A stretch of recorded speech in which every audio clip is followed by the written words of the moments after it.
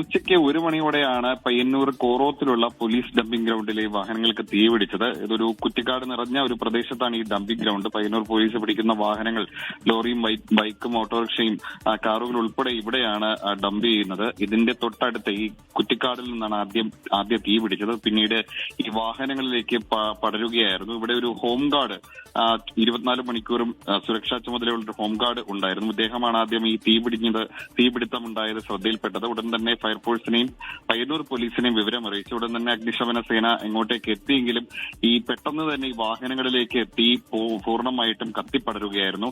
അവിടെ ഉണ്ടായിരുന്ന വാഹനങ്ങളിൽ 90% വാഹനങ്ങളും പൂർണ്ണമായിട്ട് തന്നെ കത്തി നശിച്ചു. ഇപ്പോൾ എന്തായാലും തീ ഒരുവിധം നിയന്ത്രണ വിധേയമാക്കിയിട്ടുണ്ട് അഗ്നിശമന സേന. ഏതാണ്ട് 2 മണിക്കൂർ നീണ്ട പ്രയത്നത്തിനൊടുവിലാണ് ഇപ്പോൾ തീ നിയന്ത്രണ വിധേയമാക്കിയത്. എന്തായാലും ഉച്ചയ്ക്ക് 1 മണിയോടെയാണ് ഈ സംഭവം ഉണ്ടായത്. പയ്യന്നൂർ കോറോത്താണ് ഈ സംഭവം. അവിടെ പോലീസിന്റെ ഡംപിംഗ് ഗ്രൗണ്ടിലാണ് ഈ തീപിടുത്തം ഉണ്ടായത്. ദൃശ്യങ്ങളിൽ കാണുന്ന പോലെ നിരവധി വാഹനങ്ങൾ പല കേസുകളുമായി ബന്ധപ്പെട്ട് പോലീസ് പിടിച്ചെടുത്ത വാഹനങ്ങളാണ്. അതിൽ പല വാഹനങ്ങളും പൂർണ്ണമായി കത്തി നശിച്ചു പോയിട്ടുണ്ട് എന്ന് വ്യക്തവുമാണ്. ഒരു പ്രതികരണം കൂടി അവിടെ നിന്ന് ലഭ്യമായിട്ടുണ്ട്. അതിലേക്കാണ് കൂടിയാണ് തീയിന്റെ പ്രവർത്തനം പടിഞ്ഞാറ് ഭാഗത്ത് കണ്ടത്. ആ സമയം തന്നെ ഞാൻ ഫയർ സ്റ്റേഷനിലും പോലീസ് സ്റ്റേഷനിലും ബന്ധപ്പെട്ട അധികാരികളെ അറിയിച്ചു. ഏകദേശം ഒരു 15-20 മിനിറ്റ് കൊണ്ട് തീ നമ്മുടെ ഡംപിംഗ് യാർഡിലേക്ക് കയറുകയും നിർത്തിയിട്ട പഴയ വാഹനത്തിൽ തീ പിടിക്കുകയും ചെയ്തു. അവിടേക്കും ഫയർ ഫോഴ്സ് എത്തി അവരും ശ്രമം തുടങ്ങി. പക്ഷേ എന്നാൽ നിയന്ത്രണ വിധേയമാക്കാൻ പറ്റിയില്ല.